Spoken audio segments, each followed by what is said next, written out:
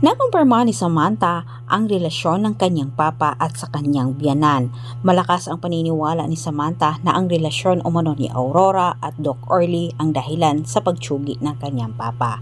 Nasorpresa naman itong si Aurora sa biglang pagsulpot ni Samantha. Agad siyang kinumpronta patungkol ito sa natuklasan ni Samantha.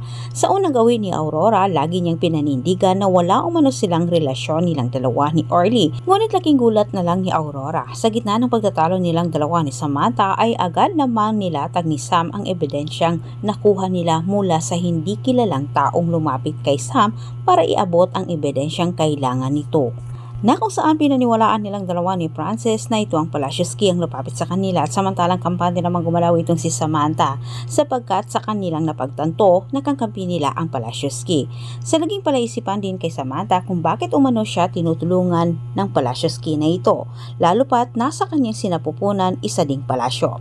Pinakilos kagad ni Aurora itong si Amando na gumawa umano ito ng paraan para harangan ang katotohanan makarating kay Samantha sapagkat nararamdaman ng malditang Aurora malapit na umano si Sam sa totoo.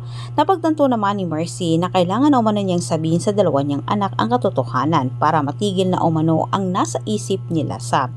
Iniwasan sana ni Mercy na masira itong si Orly kala Francis at Sam, pero anya kinakailangan na umano niyang ipaalam sa dalawa ang totoo. Diretsahang inamin ni Mercy ang totoo sa dalawa na sila'y matagal nang iniwan umano ni Orly simula nung umalis ito dahil sa naging babae nito.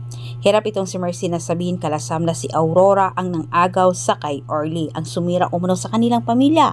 Paliwanag naman ni Mercy, pinili umano niyang itago ang katotohanan para umano hindi isipin na Sam at Francis na masama ang kanilang tatay. Sabay sabi ni Mercy na si Aurora umano ang nakarelasyon ni Orly at malakas din umano ang kanyang kutob na may alam itong si Aurora kung bakit nawala ang kanyang asawa. Yan dapat umano ang alamin nila Samantha at Francis, pero antabayanan po ninyo ang susunod kong update. Kung ikaw ay bago pa lang dito sa aking channel, huwag mong kalimutang mag-subscribe para sa maraming karagdagang update. Muli, maraming salamat. God bless ating lahat.